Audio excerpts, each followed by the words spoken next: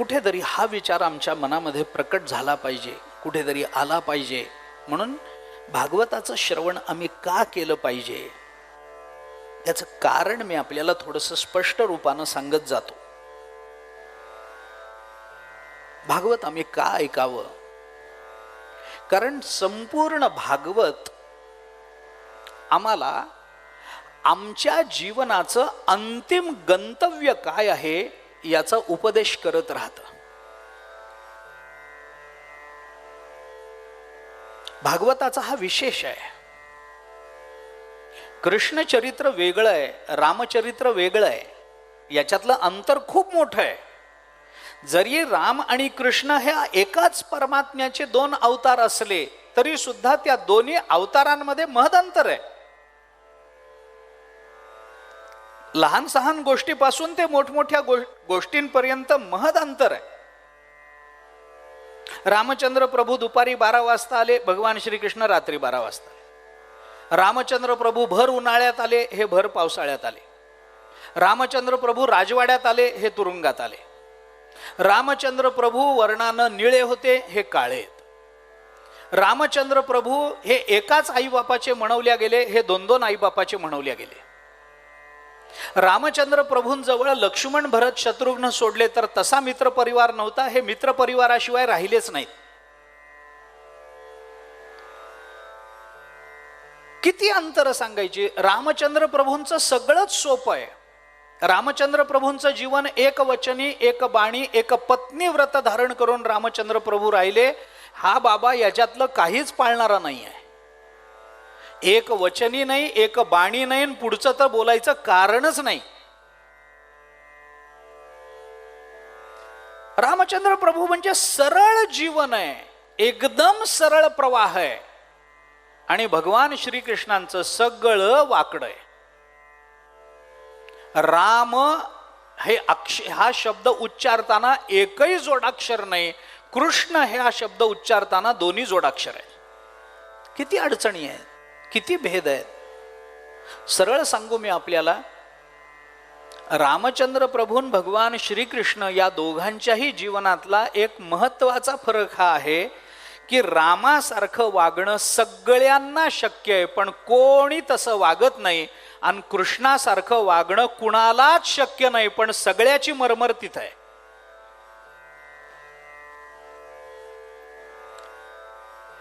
थोडस राजकारण करता आलं तर मनुष्य स्वतःला कृष्ण समजतो. जास्त विस्तार करणं संयुक्तिक नाही. भगवान श्रीकृष्णासारखं कुणालाच वागता येत नाही, सगळे तिथं जातात. त्यामुळे रामचरित्र वाचत असताना, म्हणून मी म्हटलं ना, रामचंद्र प्रभू निळ्या वर्णाचे आहेत, हे काळ्या वर्णाचे. आणि काळ्या रंगाचा हा स्वभाव आहे. काळा रंग जो आहे ना, त्याचा हा स्वभाव आहे.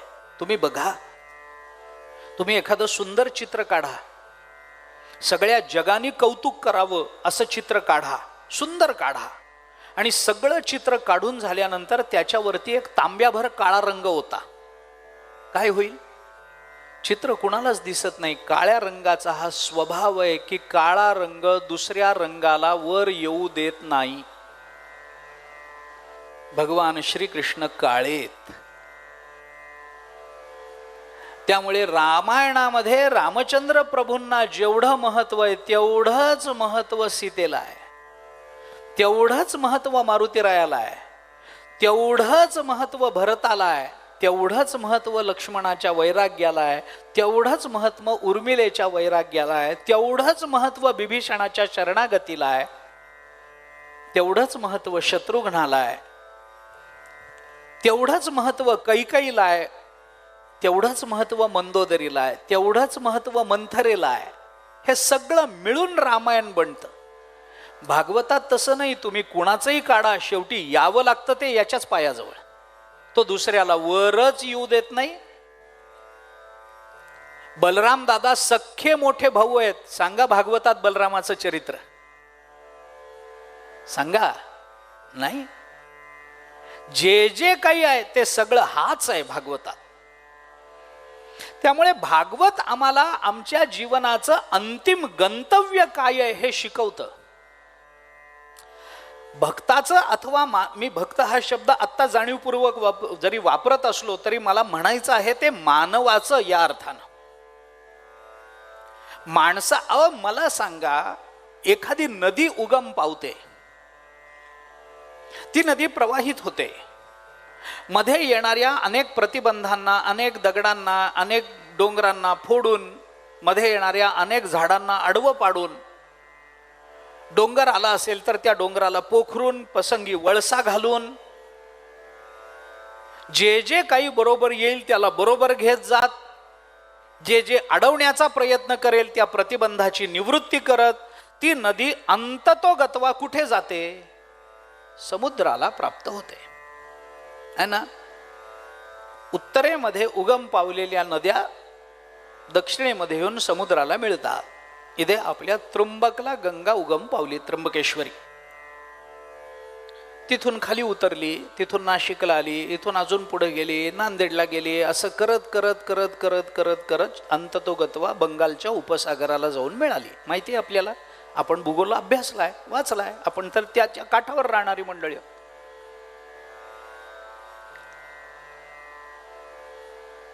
एकही नदी अशी नाही की जी दक्षिणेत उगम पावली आणि उत्तरेत जाऊन कुठल्या तरी समुद्राला मिळाली. उत्तरेत समुद्रच नाही.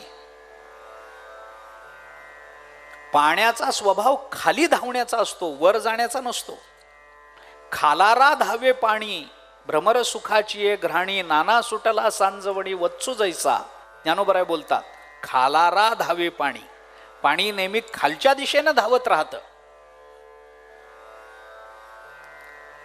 ब्रह्मगिरीवर उगम पावलेली नदी बंगालच्या उपसागराला जाऊन मिळते. का मिळते? नदी समुद्रालाच का मिळते? कारण समुद्र हे तिचं स्वरूप आहे, तिला स्वरूपाची ओढ आहे.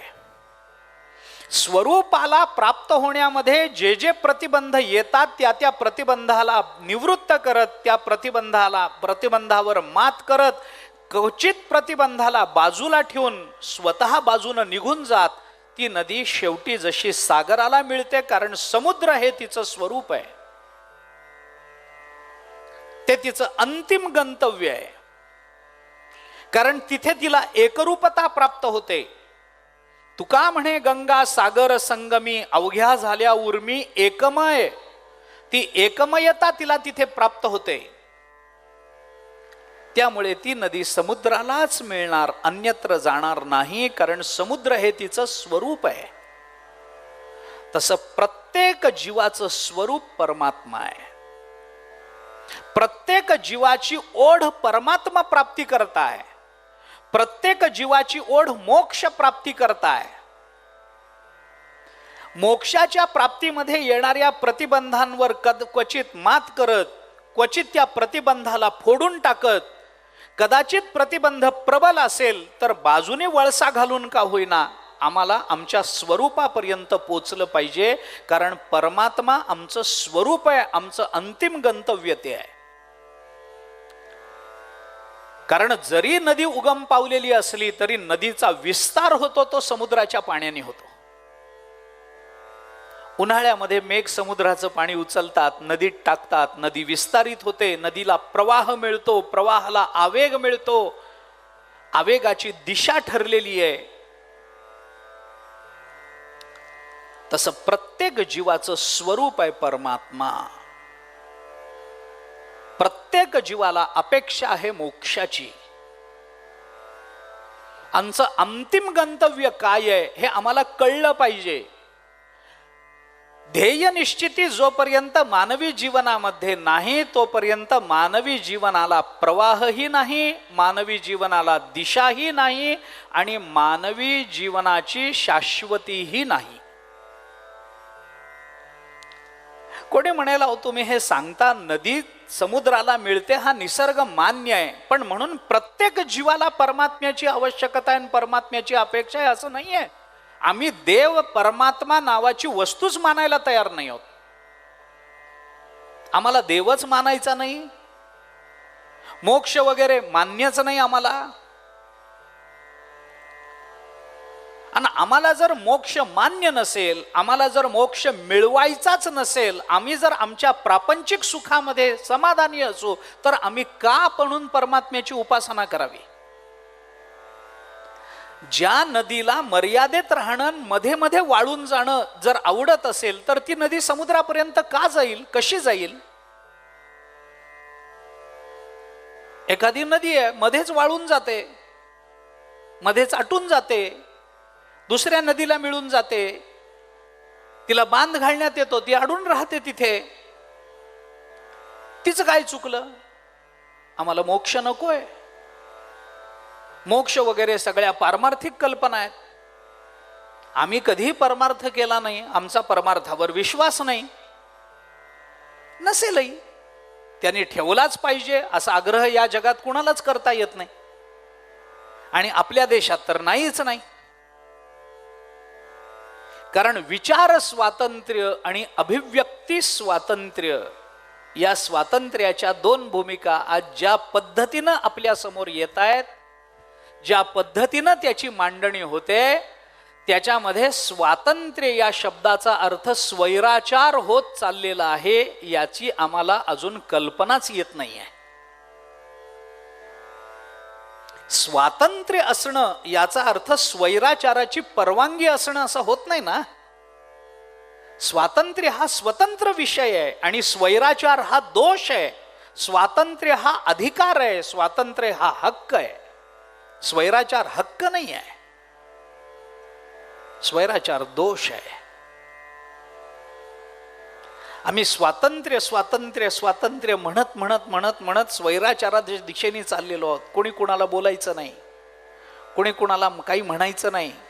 त्याला त्याच्या त्याच्या विचाराचं स्वातंत्र्य आहे, त्याला तो विचार कसा मांडायचा याचं स्वातंत्र्य आहे. मग आम्ही देवावर बोलू, आम्ही संतांना बोलू, आम्ही सद्गुणांना बोलू, आम्ही जगाला बोलू, आम्ही कुणालाही बोलू, कारण आम्ही स्वतंत्र आहोत. मला त्याबद्दलही बोलायचं नाही. एखाद्याला नसेल परमार्थ करायचा, नका का करेना. जगात अनेक लोक परमार्थ करत नाही. परमार्थाशी त्यांचं घेणं देणं नसतं. पारमार्थिक संकल्पना त्यांना मान्य नसतात, त्यामध्ये त्यांना रुची नसते, त्यामध्ये त्यांचं मन आवडीनं जात नसेल. असेल ना, सगळंच आपण मान्य करूया. नसेल परमार्थ करायचा, काय वाचा तुम्ही परमार्थ परमार्थ करता, कशा करता हे सगळं करता? अनेक लोक आम्हाला दरवर्षी विचार, गाड्या आहेत, रेल्वे आहेत, विमानं आहेत, स्वतःच्या किंवा शासकीय बसेस आहेत, स्वतःच्या गाड्या आहेत, हेलिकॉप्टर्स आहेत, तरी तुम्हाला आळंदीपासून पंढरपूरला चालत का जाऊ वाटतं? विचारतात लोक. ठीक आहे ना, त्यांच्या विचाराला जर तेवढाच आयाम असेल, तेवढीच मर्यादा असेल, तर माझा त्याला काही विरोध नाही आहे, कुणाचाच नसावा. ज्याचं त्याचं मत आहे. नसेल परमार्थ मान्य, नसेल देव मान्य नाही. एकाला मी सहज विचारलं, का हो तुम्ही ज्ञानेश्वरी वाचली का हो? आता हे म्हणणं काही गुन्हा आहे का हो? सहज विचारलं मी त्याला की का हो तुम्ही ज्ञानेश्वरी वाचली? ते मला म्हणाले, आपण असल्या भानगडीत कधी पडलो नाही. मला त्या दिवशी कळलं की रोज सकाळी आम्ही भानगडी करतो गंध लावून. नसेल आवडत, नसेल गीता आवडत, नसेल भागवत आवडत, मला का मी त्याला विरोध करू? मला त्याच्याबद्दल विरोध नाही. पण मला आपल्याला असं विचारायचं आहे, मोक्ष ही संकल्पना त्याला मान्य नाही आहे, त्याला मोक्ष मिळवायचा नाही आहे. मोक्षाच्या भानगडीत आम्ही पडत नाही. आम्हाला जे विषयाचं सुख आमच्या संसारात मिळतं, आम्ही त्याच्यात आनंदी आहोत, संतुष्ट आहोत. कशा करता तुमच्या मोक्षाच्या मागे आम्ही लागावं? लागू नका. पण मी आपल्याला असं सांगू इच्छितो, थोडंसं व्यापकत्वानं, भागवताचा आधार घेऊन, गीतेचा आधार घेऊन, ज्ञानोबराय तुकोबरायांच्या वचनांचा आधार घेऊन मी आपल्याला असं सांगू इच्छितो की त्याला मोक्ष ही संज्ञा नाकारता येईल. मोक्ष नावाची संकल्पना आजपर्यंत कुणालाही नाकारता आलेली नाही. तुम्ही त्याला मोक्ष म्हणू नका, पण त्याचं जे स्वरूप आहे ते तुम्ही नाकारू शकत नाही. मी आपल्याला साधं बोलत जातो. चला थोडासा विस्तार करतो याचा, म्हणजे पुढे जाता येईल आपल्याला. मला सांगा, माझी कथा म्हणजे मी बोलावं, तुम्ही ऐकावं, मान डोलवावी अशी नाही आहे. थोडा प्रतिसाद, प्रश्नोत्तर चालत राहतील. मला अपेक्षा आहे तशी प्रतिसादाची असते एक वक्ता म्हणून. मला सांगा, माणूस कोणी अध्यात्माचा किंवा परमार्थाचा किंवा असं कुठलंही व्यावर्तकत्व त्याला न लावता माणूस एवढंच आपण आता डोळ्यासमोर ठरवू. माणसाला सुख पाहिजे का दुःख पाहिजे? साधा प्रश्न. सगळ्यांचं एकमेकांना उत्तर काय येईल? सुख पाहिजे. मान्य आहे, माणसाला सुख पाहिजे. पुढं, माणसाला जे सुख पाहिजे, मला उत्तर द्या, माणसाला जे सुख पाहिजे ते दुःख राहून पाहिजे का दुःख जाऊन पाहिजे? माणसाला सुख पाहिजे? पाहिजे. जे सुख पाहिजे ते दुःख जाऊन पाहिजे का दुःख राहून पाहिजे? दुःख जाऊन पाहिजे. कारण दुःख राहून सुख भोगता येत नसतं. मानवी वृत्ती अशी चंचल आहे, माणसाची वृत्ती अशी विचित्र आहे की आपल्या जीवनामध्ये घडणाऱ्या अनुकूलतेकडे लक्ष पटकन जाण्याच्या ऐवजी प्रतिकूलतेकडे आपलं लक्ष पटकन जातं. अगदी सोपं उदाहरण सांगू, अगदी सोपं, माफ करा मला, पण स्त्रियांना आपल्याकडे कोणते दागिने आहेत यापेक्षा कोणते नाहीत हे चटकन कळतं की नाही? आहे त्याच्याकडे लक्ष जातच नाही, नाही त्याच्याकडे पटकन लक्ष जातं. त्याच्यापेक्षा सोपं कशाला स्त्रियांना नावं ठेवायची? सोपं उदाहरण, अहो मोर्चे येतात घरावर हल्ली, त्याच्यापेक्षा सोपं उदाहरण सांगतो. आपल्या तोंडात 32 दात असतात, काही कारणाने एखादा पडतो. मला सांगा, आपली जीभ असलेल्या दातांकडे जाते का रिकाम्या जागेत जाते? हा स्वभाव आहे हो, हा स्वभाव आहे. आपली जीभ असलेल्या दातांना कधी स्पर्श करत नाही, जे नाही तिकडे त्याची प्रवृत्ती पटकन होते. आम्हाला सुख हवंय ते दुःख राहून का दुःख जाऊन? दुःख जाऊन हवंय, दुःख राहून नको. कारण असलेलं दुःख आम्हाला सुख भोगू देत नाही. सुख नसतं असं नाही, पण ज्या दुःखाची मानवाला जाणीव आहे ती जाणीव प्राप्त असलेल्या सुखाच्या उपभोगाकडे प्रवृत्त करत नाही, कारण जीवनाच्या न्यूनतेची ती जाणीव करून देत राहते. ऐका, असलेलं सुख, मी कितीतरी उदाहरणं आपल्याला अशी सांगतो.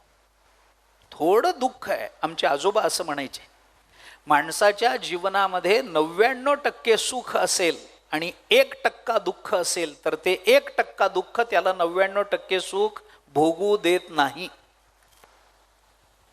आणि हे खरंच आहे.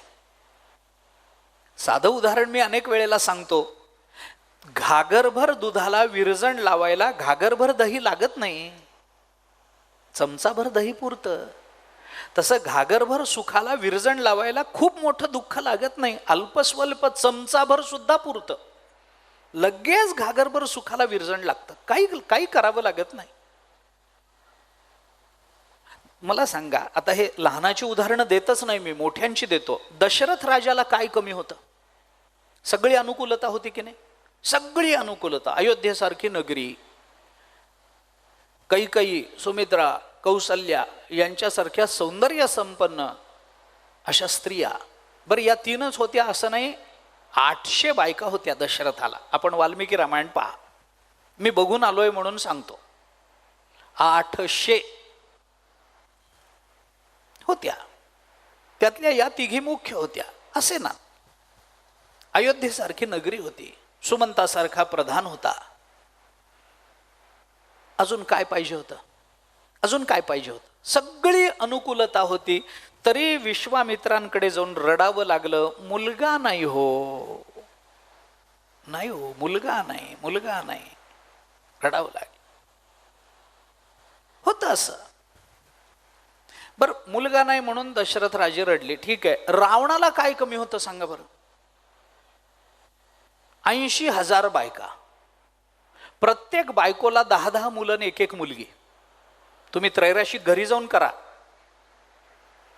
इतकी अनुकूलता. सोन्याची नगरी, मंदोदरी सारखी मुख्य स्त्री, रामायणामध्ये ज्या वेळेला रावण पडला रणांगणावर त्यावेळेला मंदोदरी येऊन पडलेल्या रावणाला विचारते, काय म्हणून तुम्ही सीतेच्या नादाला लागलात?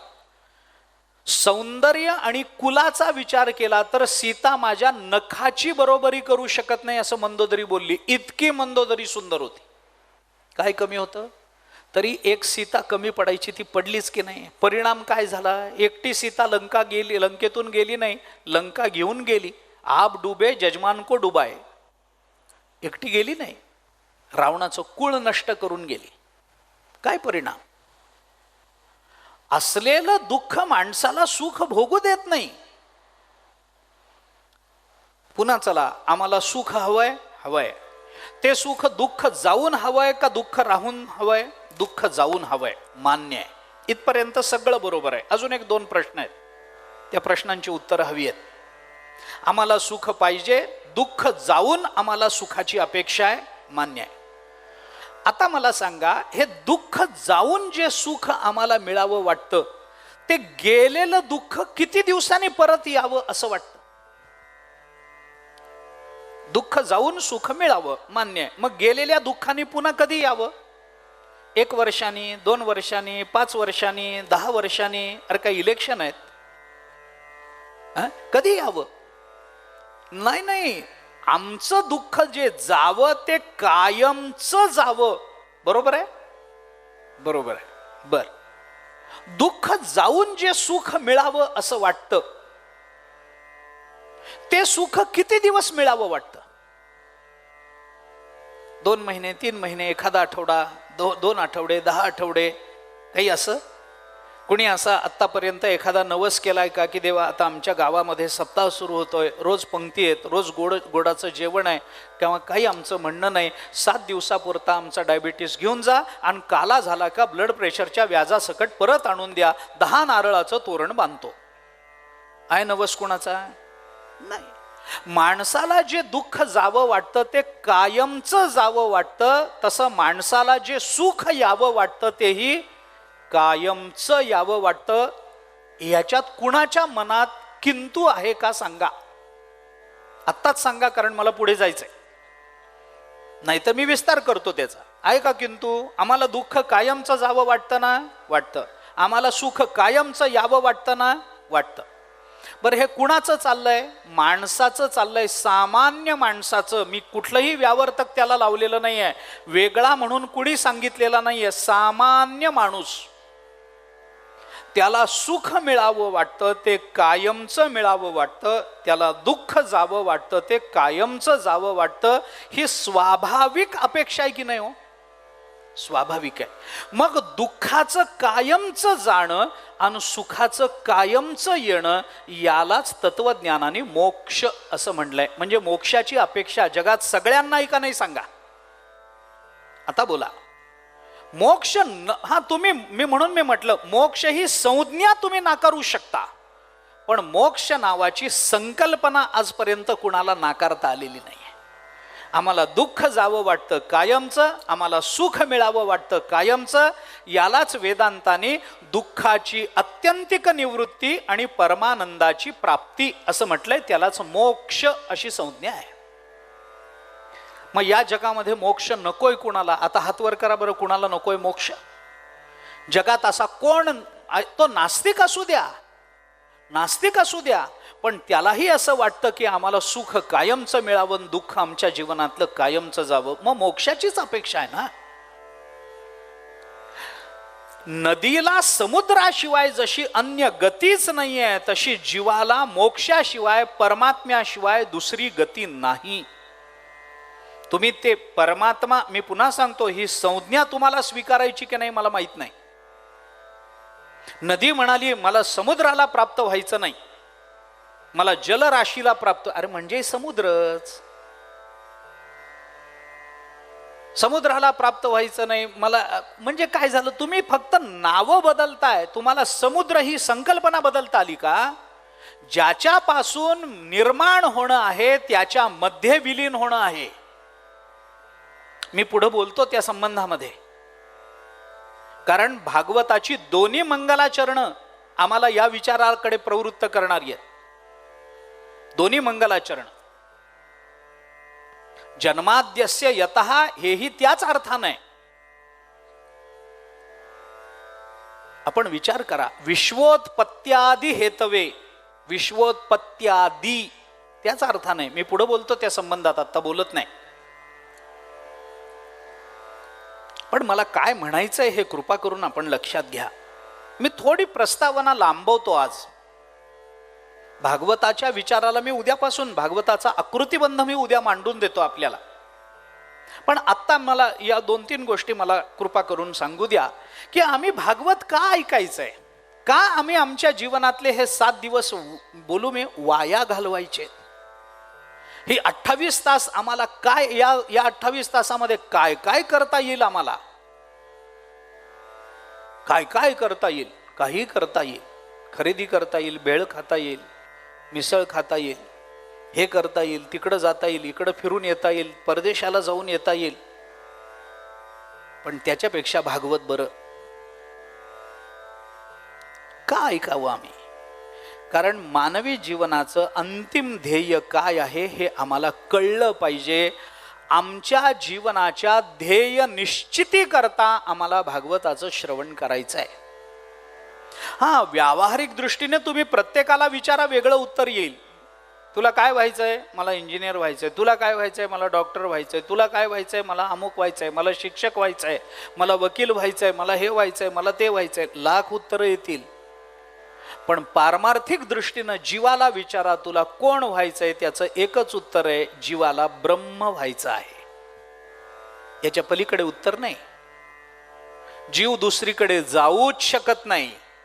नदी समुद्राला सोडून दुसरीकडे सम्मिलित होऊच शकत नाही. तसं जीवाचं अंतिम ध्येय परमात्मा हे आहे. आम्हाला ते कळलं पाहिजे.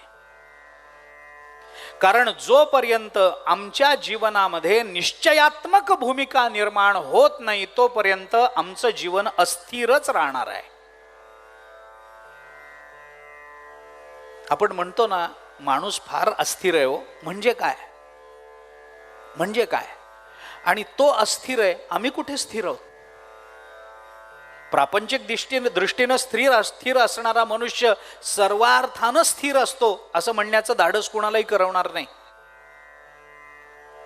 संपत्ती भरपूर आहे, आता काही करण्यासारखं राहिलं नाही, अमुक नाही, तमुक नाही, सगळं खरं आहे. माणूस म्हणतो काय नाही हो, बस झालं सगळं. पण तरीही त्याला स्थिर म्हणता येत नाही. बाहेरून स्थैर्य दिसू शकतं, अंतरंगात काय चाललंय हे त्याला माहिती आणि देवाला माहिती. कुठेतरी मग ती सल बाहेर पडते, कुठेतरी. विस्तार करत नाही. पण निश्चयात्मक भूमिका जर आमची नसेल, पारमार्थिक अथवा व्यावहारिक दृष्टीनं, तर जीवनाची अस्थिरता ही गृहीत आहे. आम्हाला आमच्या जीवनाचा निश्चय करता आला पाहिजे. आमचं जीवन कुठून सुरू करायचंय आणि आम्हाला कुठपर्यंत नेऊन ठेवायचंय हे आम्हाला कळलं पाहिजे. त्यातही आपलं सद्भाग्य आपल्याला भागवत सांगतं की आमच्या जीवनाला प्रारंभ कुठून करायचा आहे. कदाचित हे स्वातंत्र्य भागवत म्हणतं तुम्हाला देऊ शकतो, पण आमचं जीवन कुठं नेऊन ठेवायचं याचं स्वातंत्र्य भागवत कुणालाही देत नाही. कारण प्रत्येकाच्या जीवनाची परिसमाप्ती भगवान श्रीकृष्णांच्या चरणकमलामध्येच होणार आहे, इतरत्र नाही.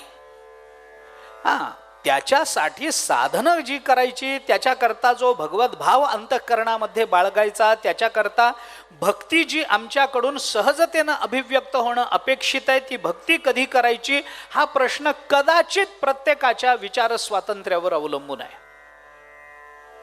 मी वारी कधी करावी? बालपणी करेन, तारुण्यात करेन, प्रौढ झाल्यानंतर करेन, रिटायर झाल्यानंतर करेन, म्हातारपणी करेन, कुठंतरी करेन. कधी सुरू करायची हे कदाचित तुमच्यावर आहे. पण ही वारी आळंदीहून निघो, देहूहून निघो, पैठणहून निघो, तेरहून निघो, नाही कुठूनही निघो, तिची परिसमाप्ती होईल तर ती पंढरपूरलाच होईल, इतरत्र नाही. आम्ही परमार्थ कधी सुरू करावा कदाचित आमच्या हातात आहे. पारमार्थिक चिंतनाला प्रारंभ कधी व्हावा कदाचित आमच्या हातात आहे. कुणाला संस्कारांमुळे लहानपणी हरिपाठ पाठ होईल, कदाचित सगळे संस्कार असूनही त्या घरात हरिपाठ पाठ नसेल. काही नसताना एखादा वारकरी होईल, लहानपणी होईल, कदाचित कोणी मध्यावस्थेमध्ये होईल, कदाचित कोणी तारुण्यात होईल. 5 वर्षाच्या ध्रुव बाळापासून ते 1400 वर्षाच्या चांगदेवांपर्यंत कुणालाही परमार्थ कधीही सुरू करता येऊ शकतो. भाषा पटणार नाही माझी. लहानपणापासून आम्ही परमार्थ करतो, मी त्याला परमार्थ म्हणायला त्या अर्थाने तयार नाही. मी थोडंसं वेगळं बोलतो, विषयांतर होईल, पण क्षमा कराल मला. पण माणसं आपलं वय सांगतात. 61 झाली, अमृत महोत्सव झाला, अमुक झालं, तमुक झालं. मानसशास्त्र मोठं गमतीचं आहे. तुम्ही बघा तपासून. मी अवलोकन केलंय मी, म्हणून सांगतो, आणि हे तुम्हालाही मान्य होण्यासारखं आहे. 60 वर्षाच्या आतला मनुष्य आपलं वय कमी करून सांगतो, आणि 60 झाली की तो आपलं वय वाढवून सांगतो. बघा तुम्ही, 60च्या आत असेल ना, त्याला एक 55 वर्षाचा माणूस आहे, त्याला जर म्हणलं का 60 झालं, छे आत्ता 50, आणि तेच एकदा 60 होऊन जाऊ द्या, त्याला म्हणा 60 काय 70 आली. मानसशास्त्र आहे. माणसं म्हणतात 60 वर्ष पूर्ण, 61 आली, आत्ता रिटायर झालो. माझा याच्यावर विश्वास नाही, मी प्रामाणिकपणाने सांगतो. म्हणून म्हटलं थोडंसं विषयांतर होईल, मला क्षमा करा. आपण मी जन्माला आल्याच्या क्षणापासून ते आत्तापर्यंत माझ्या शरीराला 60 वर्ष झाली असतील, मी नाकारत नाही आहे. पण मला असं वाटतं, तुम्हाला वाटतं की नाही मला माहित नाही, वाटावं असा आग्रह नाही, वाटलं तर मला आनंद आहे. मला असं वाटतं की आपल्या वयाची गणना ही जन्मापासून करण्यात अर्थ नाही. ज्या क्षणी आपल्या हातामध्ये ज्ञानेश्वरी पडते ना, तिथून मोजायला प्रारंभ करायचा की आपलं वय काय, तिथून मोजायला सुरुवात करा. भले माझी 61 झाली असेल, पण मागच्याच वर्षी रिटायर होताना एखादी मला ज्ञानेश्वरी भेट म्हणून दिली असेल, तर ज्या वेळेला माझी ज्ञानेश्वरी माझ्या हातात पडली, मी वाचायला आरंभ केला ना, तर माझं वय 1 वर्षाचं आहे. मी अजून 61ला पोचलो नाही. हातात ज्ञानेश्वरी पडते, तिथून मानवी जीवनाला प्रारंभ होतो.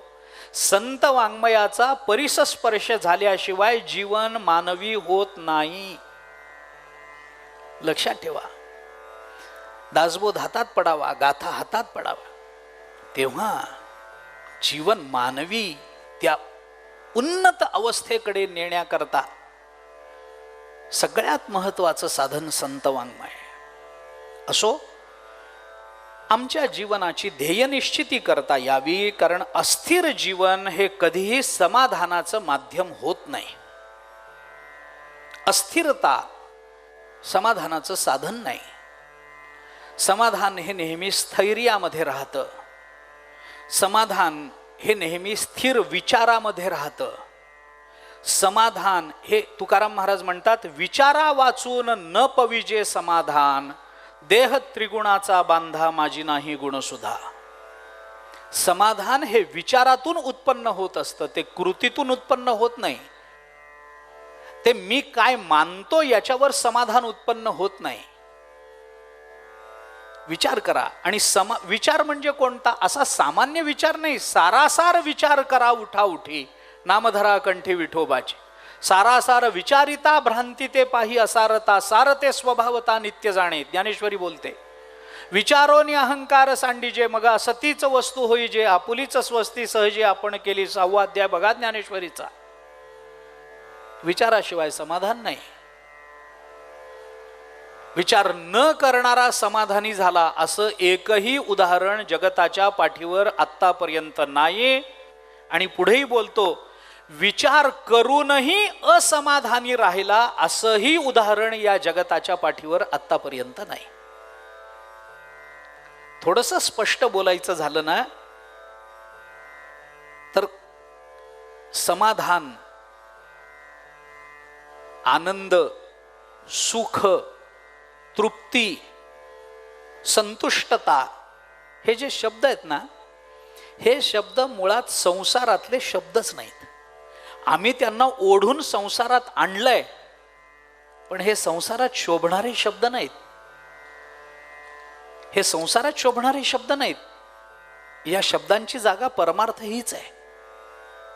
संसारात शोभणारा नाही. आम्ही संसारात म्हणू, एखादा म्हणेल ना कसं चाललंय, आनंद आहे. कशाचा आनंद? आनंद आहे हे वाक्य पूर्ण विरामापर्यंत जाईपर्यंत दुःख आलेलं असतं. कशाचा आनंद आहे? या संसारामध्ये संतुष्ट असणारा मला दाखवा, या संसारामध्ये सुखी असणारा मला दाखवा. नाही सुख. संतांची वचन आहेत, मी अधिक बोलत नाही. त्याच्याकरता बघा, आपण मी उदाहरण अनेक वेळेला सांगतो. गाई म्हशीचं दूध काढलं जातं, त्याच्याकरता भांड वापरलं जातं. स्टीलचं भांड, काय पातेलं घेतो आपण, किंवा एखादी कासंडी घेतो, पितळ्याची घेतो. आता भांड्यात बदल झालं, ते हिंदालियमचं आलं, जर्मनचं आलं, ॲल्युमिनियमची भांडी आली. त्याच्यामध्ये गाई म्हशीचं दूध काढलं जातं, तापवलं जातं, विरजण लावलं जातं. मान्य आहे की गाई म्हशीचं दूध या भांड्यामध्ये काढणं शक्य आहे, योग्यही आहे. पण वाघिणीचं दूध जर काढायचं असेल तर ही भांडी त्याला चालत नाहीत असं म्हणतात. गाई म्हशीचं टिकतं, वाघिणीचं दूध या भांड्यांमध्ये टिकत नाही असं म्हणतात. मी काही प्रयोग केले नाहीत, ऐकलेलं सांगतोय. तुम्हाला करायचे असतील तर तुम्ही करू शकता, म्हणजे पुढच्या प्रवचनात मी बदल करीन. वाघिणीचं दूध काढायचं असेल तर त्याला ही भांडी चालत नाहीत, कारण वाघिणीच्या दुधामध्ये इतकं सामर्थ्य असतं, इतकी ताकद असते की या भांड्यांना छिद्र पाडून ते दूध खालून कधी निघून जातं हे कळत नाही. इतकी ताकद त्या दुधामध्ये असते, सामर्थ्य असतं असं सांगतात. स्टीलचं भांड घेतलं आणि वाघिणीचं दूध काढलं तर त्या भांड्याला छिद्र पाडून ते दूध निघून जातं खालून. मग त्याच्याकरता काय लागतं? वाघिणीचं दूध काढायचं असेल तर त्याला सोन्याचं पात्र घ्यावं लागतं, तर त्यात ते दूध टिकतं असं म्हणतात, सोन्याच्या पात्रात. तसं समाधान, आनंद, सुख हे जे शब्द आहेत ना, हे शब्द हे प्रपंचातल्या भांड्यात शोभत नाहीत. या प्रपंचाला हे सुख कधी खालून छिद्र पाडून निघून जाईल आपल्याला कळणार नाही. त्याच्याकरता परमार्थाचं पात्र घेऊन त्याच्यामध्ये हे शब्द ठेवावे लागतात, तर ते शब्द टिकतात, तर ते शब्द राहतात. नाही राहत नाहीत, नाहीतर राहत नाहीत. हे शब्द नाहीच आहेत संसारातले, आम्ही ओढून आणलंय त्यांना. कसं चाललंय? एकदम सुखी. कशाचं सुखी? कोण सुखी? तुकाराम महाराजांना विचारा, ज्ञानेश्वर महाराजांना विचारा. संसार दुःखमूळ चहूकडे इंगळ, विश्रांती नाही कोठे, रात्रंदिवस तळमळ, काम क्रोध लोभ शूनी, पाठी लागले ओढाळ, कवणामी शरण जाऊ, दृष्टी देईल निर्मळ. तुकोबराय बोलतात, ज्ञानोबराय बोलतात. कधी आम्हाला अरे संसार, ज्ञानोबराय तरी दुःखमूळ म्हणतील, तुकोबराय त्याच्या पुढे जाऊन बोलतात. तुकाराम महाराजांनी म्हटलंय हा संसार नुसता दुःखमूळ नाही आहे, दुःख बांधवडी आहे हा संसार, सुखाचा विचार नाही कोठे. तुकाराम महाराज अधिक सूक्ष्म बोलतात. सुखाचा विचार नाही म्हणतात, विचार. सुख असणं आणि सुखाचा विचार असणं असं आहे. वस्तू आणि वस्तूचा विचार या दोन्हीमध्ये विचाराची सूक्ष्मता असते आणि वस्तूची स्थूलता असते. विचार करणं हे अधिक सूक्ष्म असतं, वस्तूची उपलब्धी त्या मानाने स्थूल असते, दृश्य असते, अनुभवजन्य असते. पण विचाराचं तसं नसतं, विचार हा सूक्ष्म असतो. वस्तू मिळते न मिळते वेगळं. मी एक साधं उदाहरण आपल्याला देतो, साधं उदाहरण सांगतो. आता आहेच कालावधी तर सांगतो, तो तेच उदाहरण सांगतो.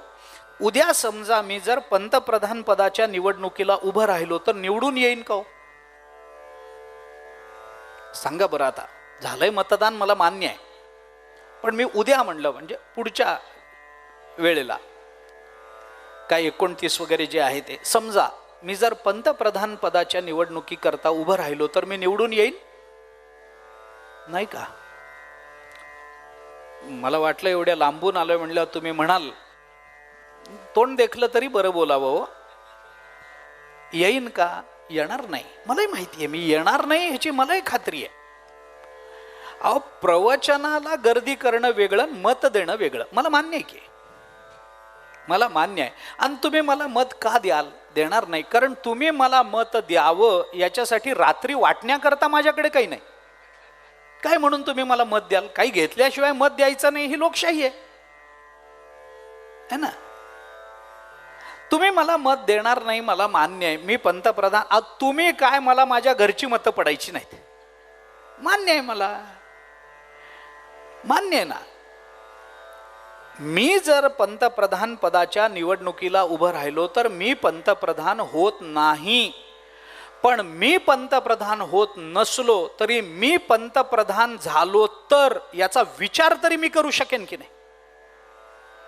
याचा विचार तरी मला करता. मी होणार नाही मान्य आहे, पण मी झालो तर याचा विचार तरी करू शकेन की नाही?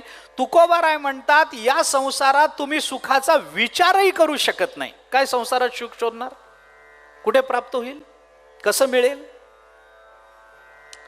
म्हणून मी आपल्याला सांगतो की अस्थिर जीवन हे समाधानाचं माध्यम नाही. पारमार्थिक दृष्टीनं केलेला स्वजीवनाचा विचार हेच आमच्या समाधानाचं उपादान आहे. लक्षात ठेवा. मी पुन्हा एकदा वाक्य सांगतो. पारमार्थिक दृष्टीनं स्वजीवनाचा केलेला विचार हेच आमच्या समाधानाचं उपादान आहे. दुसरं कोणीही आम्हाला समाधान देऊ शकत नाही. अहो, संत आम्हाला समाधान देतात म्हणजे काय करतात? ज्ञानोबारायांनी समाधान दिलं म्हणजे काय केलं? काही नाही, त्यांनी आम्हाला विचार दिला म्हणून समाधान मिळालं. तुकोबारायांनी आम्हाला विचार दिला, समर्थांनी विचार दिला, नाथ महाराज विचार देतात आम्हाला, आणि त्या विचाराने आमचं जीवन समाधानी होतं. आमच्या जीवनामध्ये समाधान भोगता येतं. नुसताच आम्हाला संत आले आणि समाधान झालं असं नाही आहे. त्यांच्या दर्शनाने आम्हाला समाधान होतं, कारण दर्शनाने विचार प्रस्फुरित होतात. मी आत्ता त्याचा विस्तार करत नाही, पण मला हे आवर्जून सांगायचं आहे की आम्ही भागवत का ऐकावं? तर आमच्या जीवनाच्या ध्येय निश्चिती करता आम्ही भागवत ऐकावं. कारण जर आमच्या जीवनाचं ध्येय निश्चित नसेल, आमच्या जीवनामध्ये आम्हाला निश्चयात्मक भूमिका घेता येत नसेल, तर आमच्या जीवनामध्ये समाधान प्राप्त होणार नाही. आणि त्या समाधानाच्या प्राप्तीकरता आमचं अंतिम गंतव्य कोणतं हे सोदाहरण आम्हाला कळायचं असेल तर आम्ही भागवत ऐकलं पाहिजे. मग त्याच्याकरता चरित्र ऐका.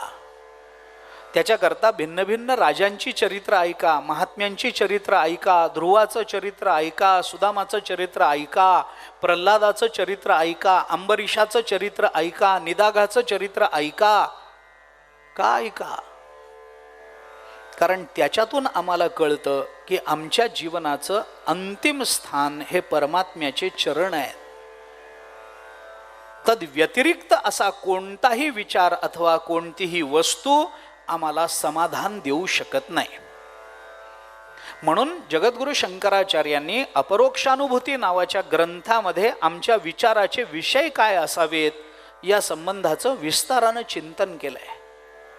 कोहम कथमिदं जातं को वै कर्तास्य विद्यते उपादान किमस्तिह विचार्य सोयमीदृशः.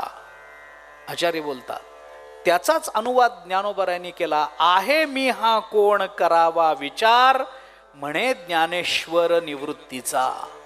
ज्ञानोबाराय बोलतात, कोहम, मी कोण आहे, या जगताचं उपादान काय, हे सगळं कुठून निर्माण झालं, याचा करता कोण. जिज्ञासा निर्माण होणं हे शहाण्या माणसाचं लक्षण आहे, बुद्धिमानाचं लक्षण आहे. जिज्ञासू असलं पाहिजे, पण जिज्ञासा स्वैर नसली पाहिजे. ज्याला इंग्रजीमध्ये इन्क्विजिटिव्ह असा शब्द आहे. जिज्ञासू असलं पाहिजे, जिज्ञासा असली पाहिजे, जाणण्याची इच्छा असली पाहिजे, पण काय जाणावं हे कळलं पाहिजे, कशाचा विचार करावा हे कळलं पाहिजे. आम्ही कशाचाही विचार करून चालत नाही.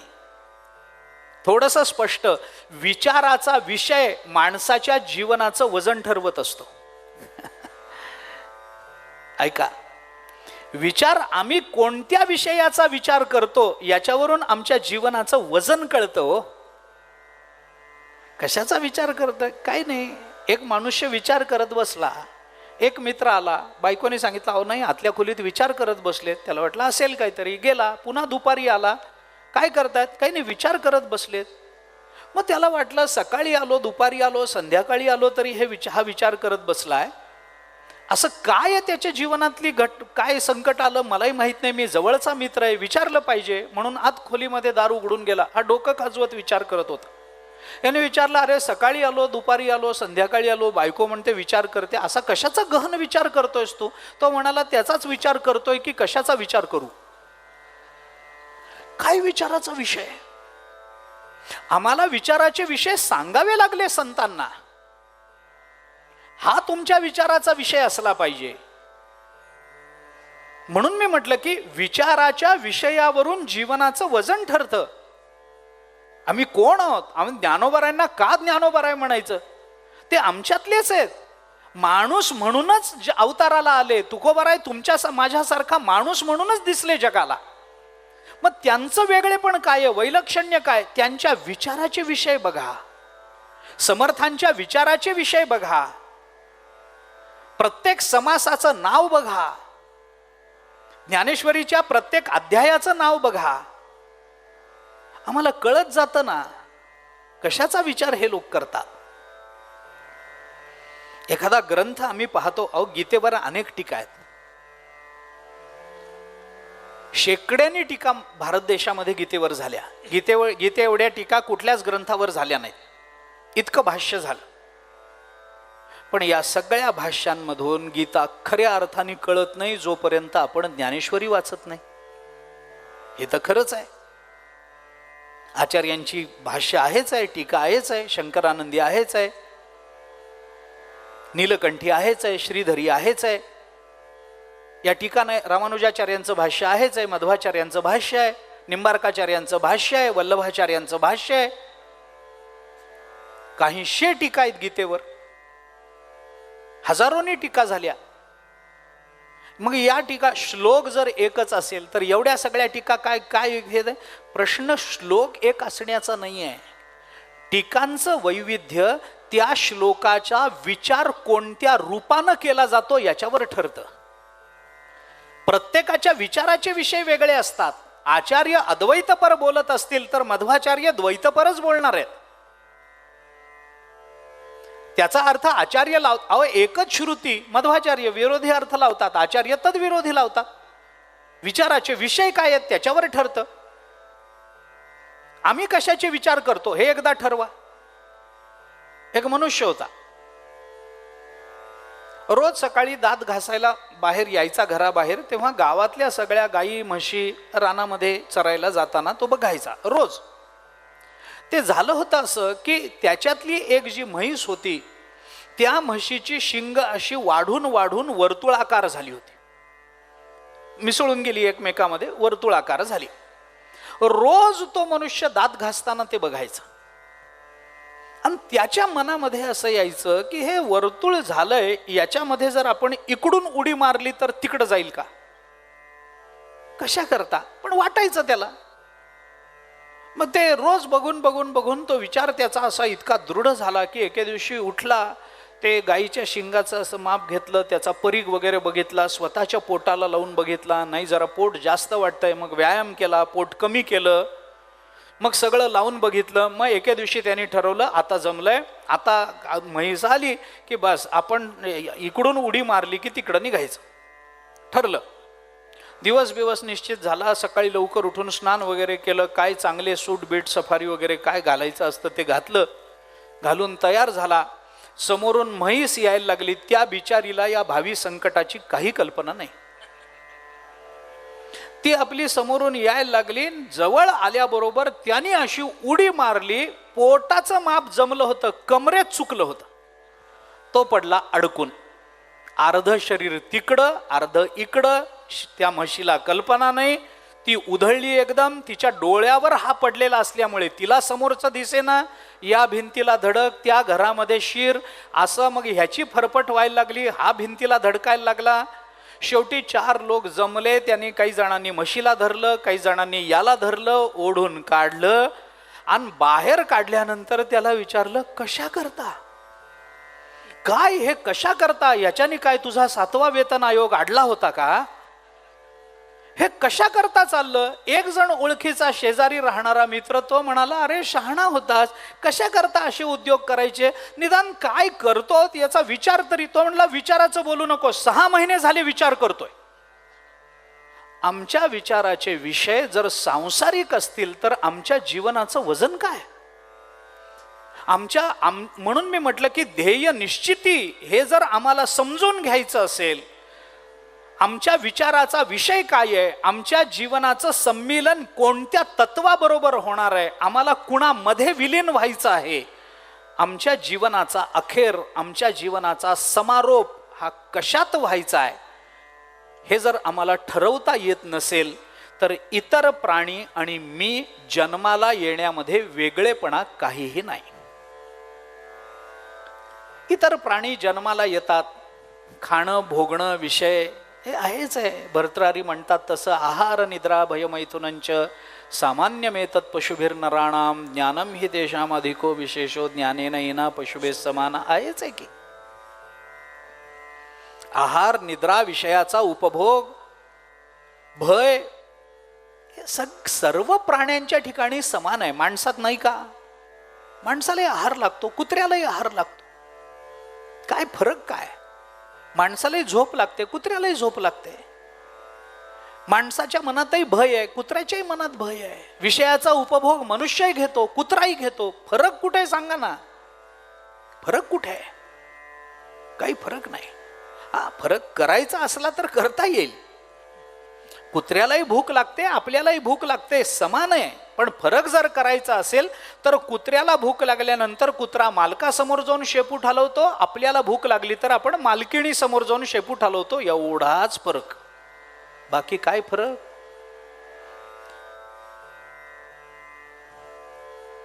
फरक काय. जर असं होणार असेल तर माझं जीवन कुठे आहे, कुत्र्या मांजऱ्यापेक्षा मी वेगळा जगतोय का. फरक हा आहे की कुत्र्याला आपलं जीवन कशा करता आहे हे माहिती नाही, आम्हाला ते ठरवता येतं. याच्याकरता भागवत ऐकायचंय, याच्याकरता भागवताचं श्रवण आहे. कुत्र्याला ठरवता येत नाही की पुढं काय, उद्या काय, त्याला फक्त आज आहे. आज भाकरी मिळाली, पोट भरलं, विषय संपला, उद्याचं उद्या. माणसाचं तसं नाही आहे. माणसाला काहीतरी ध्येय डोळ्यासमोर ठेवून जगावं लागतं. माणसाला आपल्याला कुठपर्यंत जायचंय हे आधी ठरवावं लागतं. मला सांगा, तुम्ही एसटीत बसताना ठरवता का कुठं जायचंय, का ठरवून एसटीत बसता कुठं जायचंय. साधं आहे ना हो. आम्ही उदाहरण सांगतो. मी एकदा प्रवासामध्ये होतो, मुंबई ते नागपूर माझा प्रवास होता. त्यावेळेला ते मनमाडला रेल्वे बदलावी लागायची. आम्ही मुंबईतून बसलो, मनमाडला आलो. नागपूरला कीर्तन होतं, नागपूरला जाणारी गाडी लागलीच होती, ते कनेक्शन असतंच. प्लॅटफॉर्म बदलून आम्ही दुसऱ्या प्लॅटफॉर्मला आलो, तिथे नागपूरला जाणारी गाडी होती. आम्ही गाडीमध्ये बसलो, आरक्षण होती, सगळं होतं. गाडी निघाली.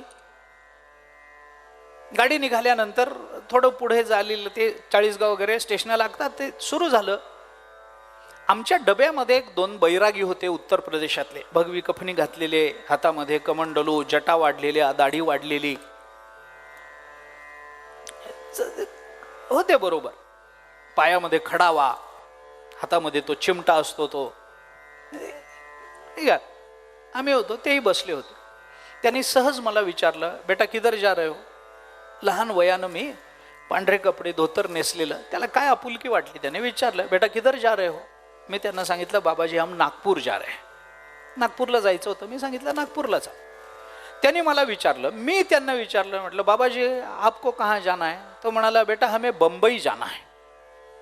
बसला नागपूरच्या गाडीत, विरोधी दिशेनं, विरुद्ध दिशेनं गाडी चाललेली आहे, आणि तो म्हणतो मला मुंबईला जायचं. बेटा हमें मुंबई जाना है, मुंबई जाना है. मला वाटलं काय चूक झाली, हा बाहेरच्या प्रदेशामध्ये राहणारा महाराष्ट्रात आला, दिशा कळली नाही का, कोणी त्याची दिशाभूल केली.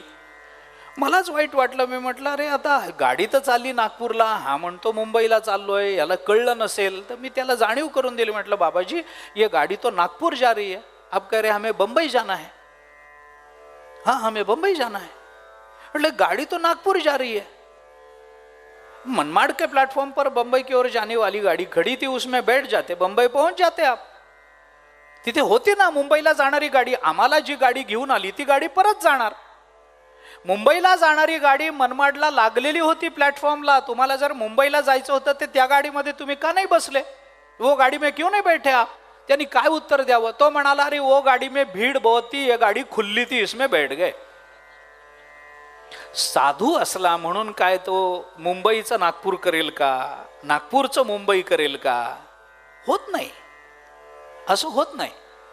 मग मला वाटलं आता मुंबईला याचं काही काम असेल, कुठेतरी कोणीतरी थांबलेलं असेल. साधू आहे म्हणल्यानंतर कोर्टात कामं असणं अपरिहार्य असतं. कारण साधूचा कोर्टाचा जेवढा संबंध आहे तेवढा वकिलांचाही नसतो. मलाच वाईट वाटलं. मी म्हटलं अरे बाबाजी गाड़ी तो नागपुर जा रही है, आप कह रहे हमें बम्बई जाना है, तो बम्बई में कोई काम होगा आपका, तो नहीं हो पाएगा, कैसा होगा. तो म्हणाला अरे क्या बेटा, बम्बई क्या नागपुर क्या, कहीं भी जाके भीख ही मांगना है, किधर भी लेके चलो. काय जीवनाचं ध्येय आहे. आम्ही ठरवून गाडीत बसतो का गाडीत बसल्यानंतर ठरवतो आम्हाला कुठे जायचंय ते. साधा प्रवास करताना जर आम्ही एक निश्चयात्मक ध्येय समोर ठेवतो आहोत तर जीवनाच्या प्रवासाला ध्येय नको का. आम्हाला कुठपर्यंत जायचंय, कुठे जाऊन मिलित व्हायचंय, कुठे जाऊन संपायचंय, कुठे जाऊन थांबायचंय हे तरी कळलं पाहिजे.